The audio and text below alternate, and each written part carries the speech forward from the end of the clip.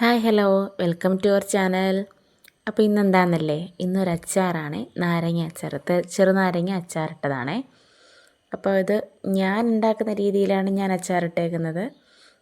ഞാനിടുന്ന രീതിയാണോ എല്ലാവരും ഇടുന്ന രീതി എന്ന് എനിക്കറിയില്ല. ഞാനിടുന്ന രീതിയാണ് ഞാൻ ഈ വീഡിയോയ്ക്കകത്ത് പറഞ്ഞു പോകുന്നത്. അപ്പോൾ തുടങ്ങിയാലോ. നമുക്ക് ചട്ടി അടുപ്പത്ത് വെച്ച് നല്ലെണ്ണ ഒഴിച്ചു കൊടുക്കാവേ. നല്ലെണ്ണയും എള്ളെണ്ണയാണെങ്കിൽ അത്രയും നല്ലത്. നല്ലെണ്ണയും ശകലം വെളിച്ചെണ്ണയും കൂടെ ചേർത്താണ് ഞാൻ ഒഴിക്കുന്നത് കേട്ടോ. നല്ലെണ്ണ കൂടുതലെടുത്തിട്ട് വെളിച്ചെണ്ണ കുറച്ചൊഴിക്കുക. എന്നിട്ട് കടുക് പൊട്ടിക്കുക. കടുക് പൊട്ടി വരുമ്പോഴത്തേക്ക് നമുക്ക് വെളുത്തുള്ളി, ഇഞ്ചി, കറിവേപ്പില, വറ്റൽമുളക് ഇടുന്നവരുണ്ട്. വറ്റൽമുളക് ഇട്ടാൽ നല്ലതാണ്, പച്ചമുളക് ഇട്ടാലും നല്ലതാണ് കേട്ടോ. നമുക്ക് ഇഞ്ചി ഇട്ട് കൊടുത്ത് ഇഞ്ചി ഒന്ന് മൂത്ത് വരുമ്പോഴത്തേക്ക് വെളുത്തുള്ളി ചേർത്ത് കൊടുക്കാം. വെളുത്തുള്ളി ഒന്ന് കളർ മാറി വരുമ്പോഴത്തേക്ക് നമുക്ക് കറിവേപ്പില ആഡ് ചെയ്ത് കൊടുക്കാം.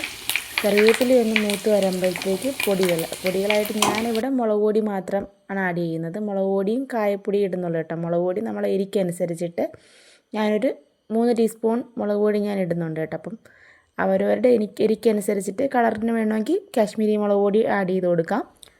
അടുത്തായിട്ട് നമുക്ക് കായം ആഡ് ചെയ്ത് കൊടുക്കാം. കായം എപ്പോഴും അച്ചാറുകൾക്ക് ഇത്തിരി കൂടി നിൽക്കുന്നത് നല്ലതാണ് കേട്ടോ. കായത്തിന് ടേസ്റ്റ് മുമ്പിൽ നിൽക്കുന്നത് അച്ചാറുകൾക്ക് ഇച്ചിരി കൂടെ നല്ലതാണ്. അപ്പോൾ കായം ഇത്തിരി അധികം ഞാൻ ഇട്ട് കൊടുക്കുന്നുണ്ട്. പിന്നെ നമുക്ക് ഉലുവാപ്പൊടി, ഉലുവ ഓപ്ഷനിലാണ്, വേണമെന്നുണ്ടെങ്കിൽ ഇട്ട് കൊടുത്താൽ മതി. ഞാൻ ഉലുവാപ്പൊടി അച്ചാറുകൾക്ക് ഇടാറുണ്ട് കേട്ടോ. അപ്പോൾ ശകലം ഉലുവാപ്പൊടിയും ഇട്ട് കൊടുക്കുക. പിന്നെ 1 സ്പൂൺ പഞ്ചസാര ഇടുന്നുണ്ട്.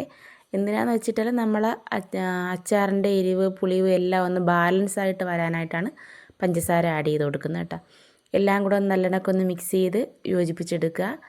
യോജിപ്പിച്ചെടുത്തിട്ട് നമുക്കതിനകത്തോട്ട് നമ്മളെ നാരങ്ങ ചൂടുവെള്ളത്തിലിട്ട് വാട്ടി ആ വെള്ളം കളഞ്ഞിട്ട് പുതിയ വെള്ളത്തിൽ ചെറിയ ചൂടുവെള്ളത്തിനകത്ത് ഇട്ട് ഉപ്പിട്ട് വെച്ചേക്കുന്നതാണ് കേട്ടോ ഞാൻ ഈ നാരങ്ങ. ഇത് ഉപ്പിട്ട് വെച്ചിട്ട് ഇപ്പോൾ 2 ദിവസത്തിൽ കൂടുതലായിട്ടുണ്ട്, 2-3 ദിവസമായിട്ടുണ്ട്. ഇങ്ങനെ ഇടുന്നതിൻ്റെ ഗുണമെന്ന് വെച്ചാൽ നമ്മളെ നാരങ്ങയിലെ കയ്പ്പ് പെട്ടെന്ന് മാറി കിട്ടുവേ. അതുപോലെ നാരങ്ങ നല്ല സോഫ്റ്റായിട്ട് കിട്ടുകയും ചെയ്യും. അപ്പം നമ്മളെ പൊടികളിലേക്ക് നമുക്കതിൻ്റെ വെള്ളം ഒഴിച്ചു കൊടുക്കാം. നമുക്ക് ആ വെള്ളം ഒഴിച്ച് കൊടുക്കുമ്പോൾ നമുക്ക് എത്രത്തോളം അരപ്പ് വേണോ ആ അരപ്പിനനുസരിച്ചിട്ട് വെള്ളം ഒഴിച്ചു കൊടുക്കുക. ഇപ്പം ഞാൻ അതിനകത്തുള്ള വെള്ളം ഫുള്ളായിട്ട് ഞാൻ ഒഴിക്കുന്നുണ്ട് കേട്ടോ. ഒഴിച്ച് കൊടുത്തിട്ട് നമുക്ക് ബാക്കി നാരങ്ങ തട്ടിയിട്ട് കൊടുക്കാം. ഒഴിക്കുമ്പോൾ നമുക്ക് ആ വെള്ളം ഒന്ന് തിളച്ചതിന് ശേഷം ബാക്കി നാരങ്ങ തട്ടി കൊടുക്കാനായിട്ട് നോക്കണം കേട്ടോ. എന്നിട്ട് നമുക്ക് നല്ലെണ്ണക്കൊന്ന് മിക്സ് ചെയ്തെടുക്കാം. കൂടുതൽ പേരും നാരങ്ങ ഒന്ന് ആവിയിൽ പുഴുങ്ങിയെടുത്തിട്ടായിരിക്കും നമുക്ക് അച്ചാറിടുന്നത്. പക്ഷേ ഇങ്ങനെ ഇട്ട് വെക്കുകയാണെന്നുണ്ടെങ്കിൽ നമുക്ക് നാരങ്ങയിൽ ഉപ്പ് പെട്ടെന്നൊന്ന് പിടിച്ച് കിട്ടുകയും ചെയ്യും. നമ്മുടെ നാരങ്ങയിലെ കയ്പ്പ് പെട്ടെന്ന് മാറിക്കിട്ടും കേട്ടോ. നമുക്ക് ഈ അച്ചാറിട്ട് ഒരു പിറ്റേന്നത്തേക്ക് ആകുമ്പോൾ തന്നെ നമുക്ക് നാരങ്ങയിലെ കയ്പ്പെല്ലാം മാറി നല്ല പുളിയും ഉപ്പൊക്കെ നല്ലെണ്ണക്ക് പിടിച്ച് നല്ല കറക്റ്റ് അച്ചാറിൻ്റെ പരുവത്തിൽ നമുക്കിങ്ങനെ കിട്ടുവേ.